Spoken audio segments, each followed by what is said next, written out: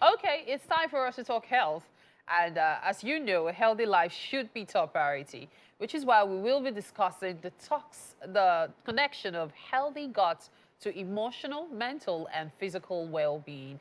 And this conversation will be with a leadership and wellness coach, Akshay Jain. He is the director of Arts of Living Nigeria and co-founder of the Happiness Center, where they provide natural and herbal health solutions. It's such a pleasure to have you here with us. Thank you. Nice to be here with you. Good morning. Fantastic. So when people hear detoxification, the first thing that comes to their mind is, okay, do I have to take herbs? What do I need to cleanse? But then you're linking it to your general well-being. Tell us more about that.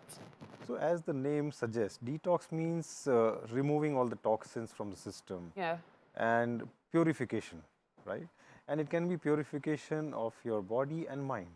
Okay. We can have issues with our mind, there can be emotional imbalance, and so all full body detox would have a healthy balance between your gut and mind.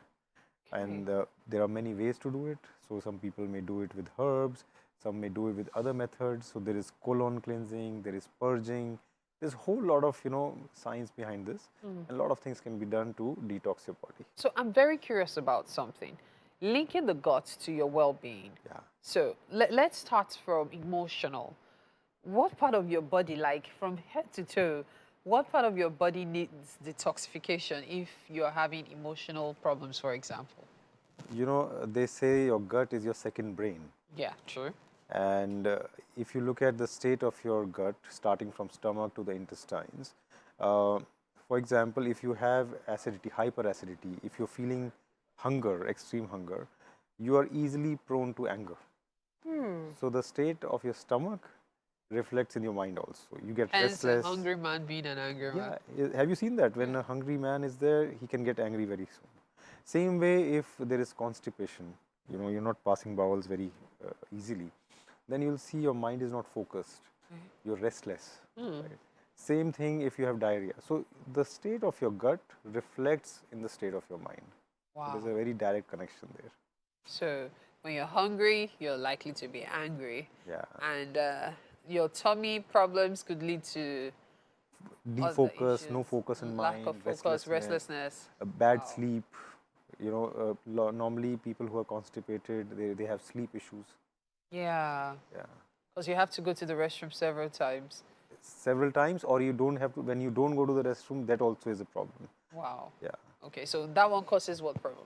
So constipation, which means you don't go to the restroom, causes a lot of restlessness in the mind. Which can affect you in what way emotionally? Insomnia. Emotionally, it can create all kinds of imbalance, right? So it can lead to insomnia.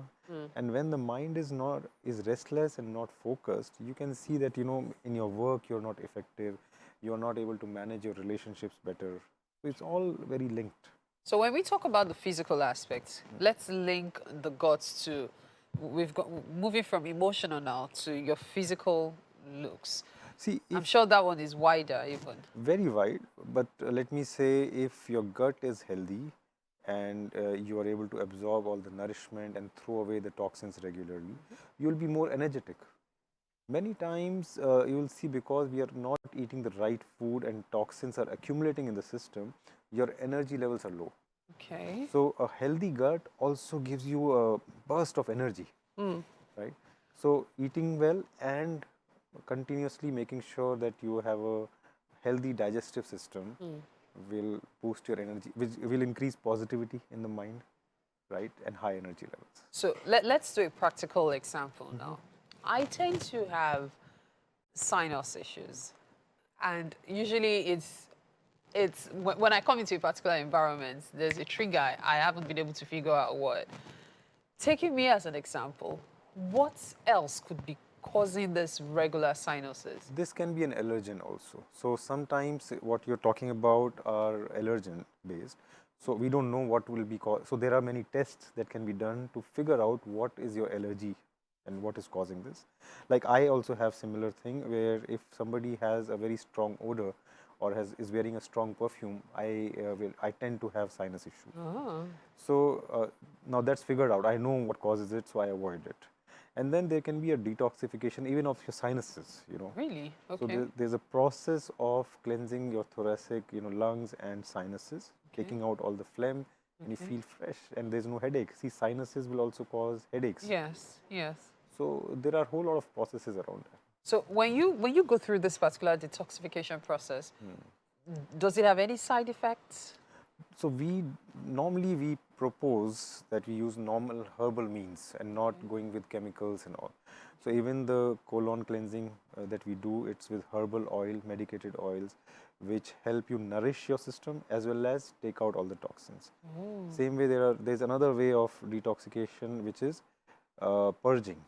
So Okay. you induce purging and you have to go to the washroom many times in a Frequently, day, and then it cleanses off everything from the. Okay. Okay. Same thing for the nasal passages. So there are ways of treating it with some smoke, with some herbal oils, Okay. which just goes in and take away all the toxins. All right.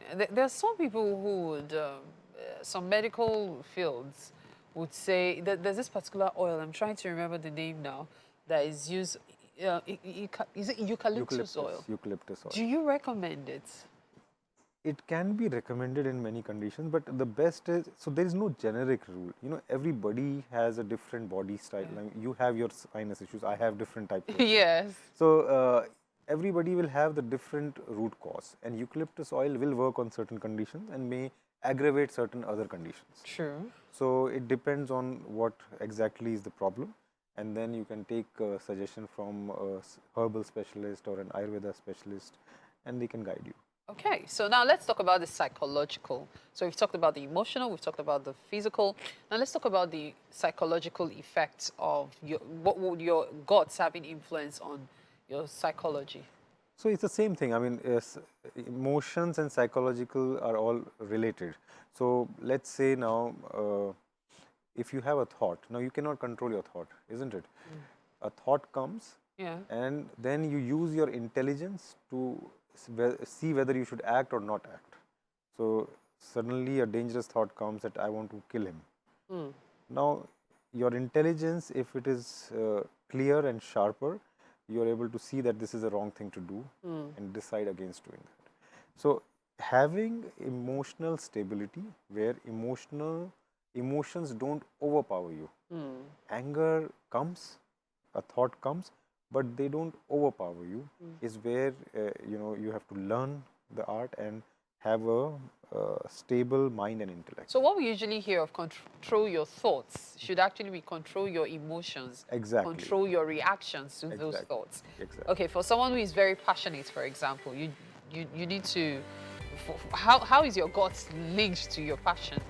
So they say, so according to Ayurveda, which is the traditional medical science, your gut, there are three main body types, and one of them is driven by fire element. You know, we are made up of 5 elements: earth, water, air, fire, ether. Yeah.